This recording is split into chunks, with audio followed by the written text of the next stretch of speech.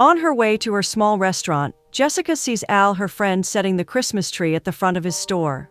She stops to exchange pleasantries, and Al promises to come by later to get some of her delicious cookies. Oliver tries to impress Prince John with his culinary skills for the annual Edgemont Christmas Eve banquet.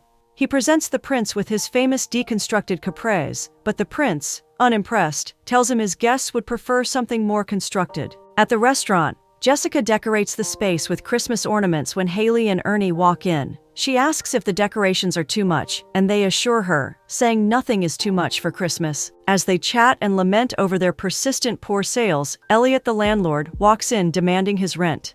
Jessica pleads with him to give her more time, explaining how bad sales have been lately. Elliot acknowledges her effort to keep the store running, but warns that if she does not pay up within a month, he will have no choice but to give it up. At Oliver's restaurant, the prince still feels dissatisfied with his food. He tells him to go back to his drawing board and come up with something a bit more appealing that says Christmas. In an attempt to persuade the prince, Oliver boasts that his famous deconstructed caprese appetizer has been awarded 5 stars 3 times. The prince, still not moved, tells him to put a call across if he later comes up with something better and abruptly leaves. As they drive down the street of Brooklyn, Prince John decides to step down and take a walk. As he strolls, he perceives a sweet aroma coming out from a small restaurant. Curious, he steps inside, calling out to whoever is to attend to him. Since no one answered, he ventures into the kitchen where he meets Ernie. He asks Ernie what he is making that has an enticing smell, and Ernie reveals it is meatloaf. Jessica comes in and demands to know who the stranger is. As he tries to explain, she reminds him that in their country America, meals are best enjoyed in the dining area. He apologizes for intruding, and Jessica ushers him out.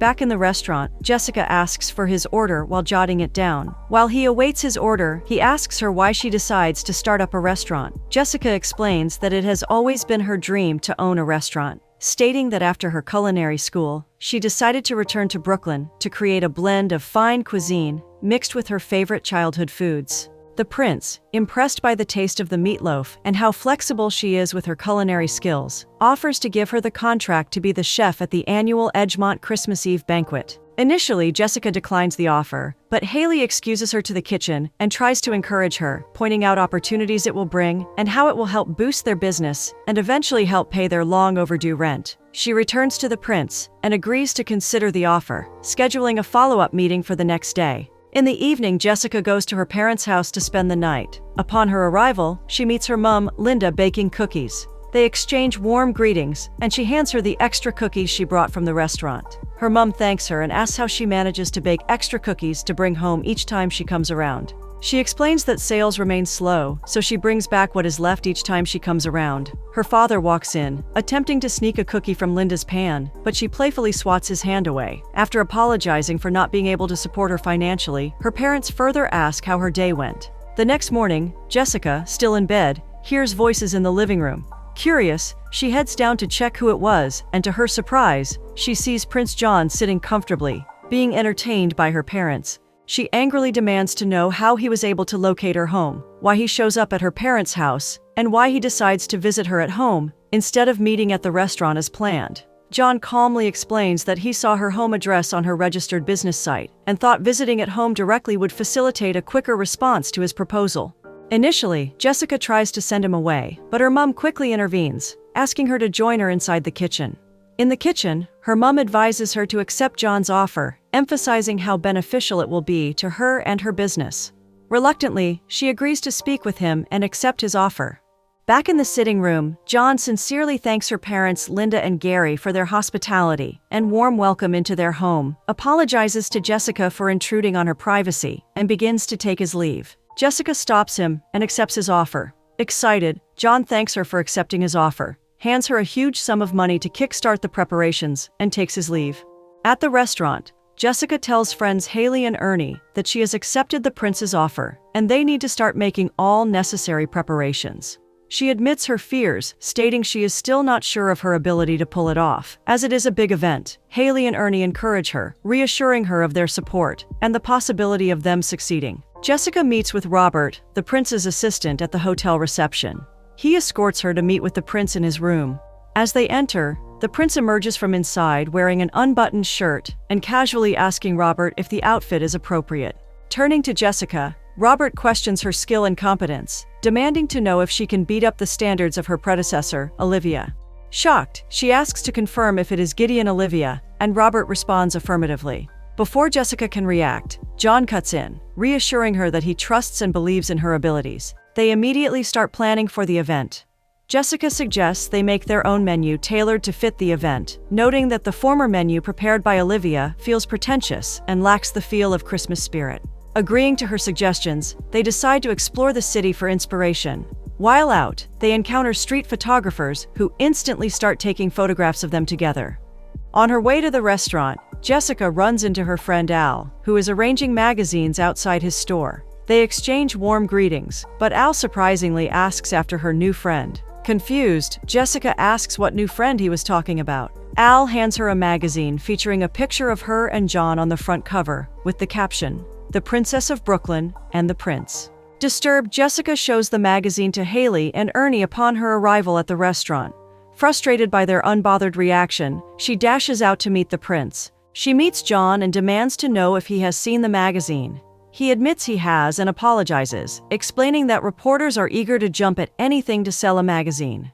Still upset, Jessica laments that people are now following her everywhere, making her afraid to even show her face in the street. John suggests they go work on the menu somewhere else. They sneak out through the back, ensuring no one sees them.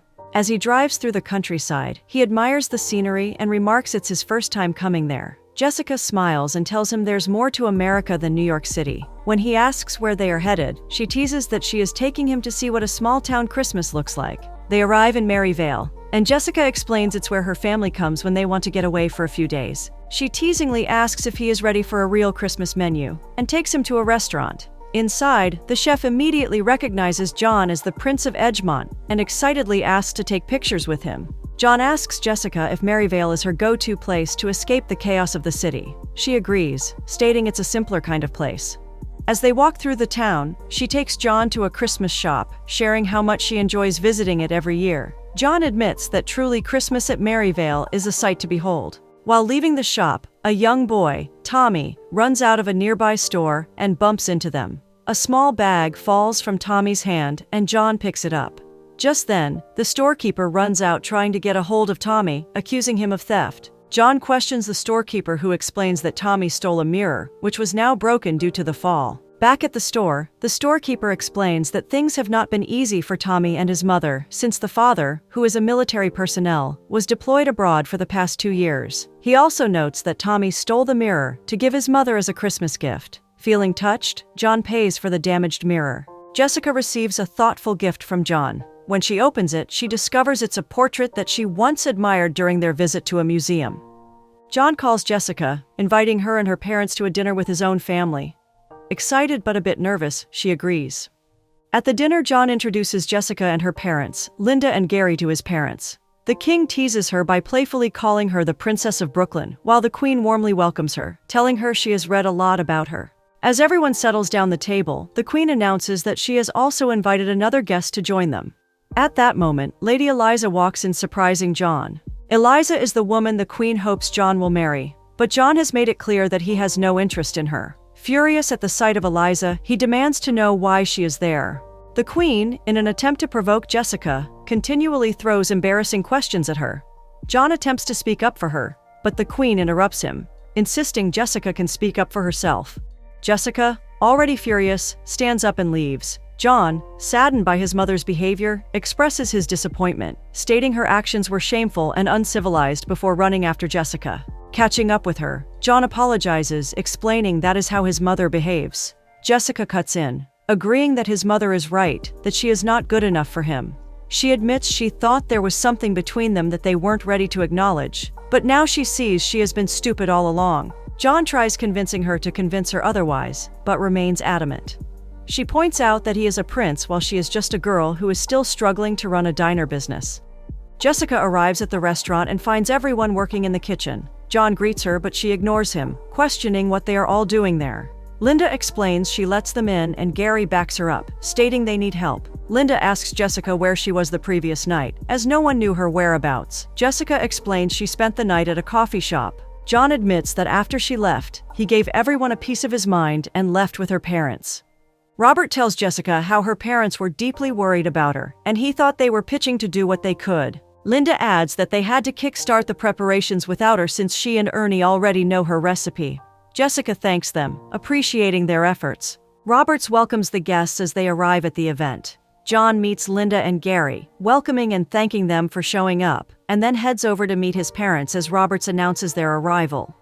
The king commends him for doing an excellent job, and the queen agrees, praising the outcome. At the podium, John delivers his speech dedicating the event's success to Jessica, thanking her for her brilliant idea and introducing his special guests, Tommy and his mother. John presents Tommy with a gift, which Tommy gives to his mother. She opens it to find a brand new mirror, and in her joy, her husband unexpectedly walks in, reuniting with his family after 2 years. Finally, John walks up to Jessica to apologize. Her parents signaled her to forgive him and accept the apology. She eventually forgives John, and their reconciliation ends with a kiss.